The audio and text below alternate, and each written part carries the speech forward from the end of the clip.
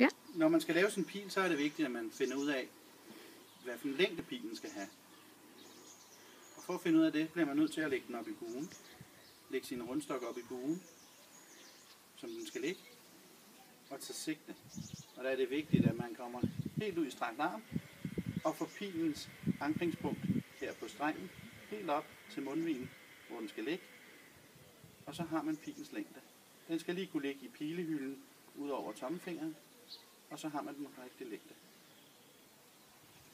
Når vi laver vores pil, skal vi have en kav, som passer til buestrengen. Kaven skal ligge vinkelret på årene i træet, så pilen ikke flækker, når vi spænder buen. Kaven skal skæres og files til, så den passer til buestrengen. Den her kav er faktisk lidt for stor til den her buestreng. Buestrengen skal lige kunne klikkes fast i kaven, så pilen kan hænge af sig selv, men også slippe nemt. Man kan også købe færdige nok ender, som det hedder, som kan sættes på pilen, et plastikstykke med kav i, som passer til buestrengen. Fanerne, som vi har limet på med, de her limet på med kontaktlim, skal monteres således, at vi har en fjer, som vender vinkelret på kaven. Den fjer har jeg markeret med rødt, så jeg ved, at den altid skal vende væk fra buen. På den måde sikrer jeg, at jeg ikke har en fjer, som ligger direkte ind på buen, og derved ødelægger pilen eller ødelægger pilens flugt gennem luften. Ved at have den ud af, så har vi altid den bedste vinkel på buen. Fanerne har jeg monteret mere eller mindre på øjemål. Man kan også købe eller låne sig til et faneapparat. Et apparat, som kan lette monteringen af fanerne, så de får den fuldstændig korrekte vinkel på pilen. Men man kan selvfølgelig også, hvis man sparer noget tid og noget energi, købe pilene færdiglavet. De er lidt dyre, men det må man gøre op med sig selv, om pengepunkten er til det.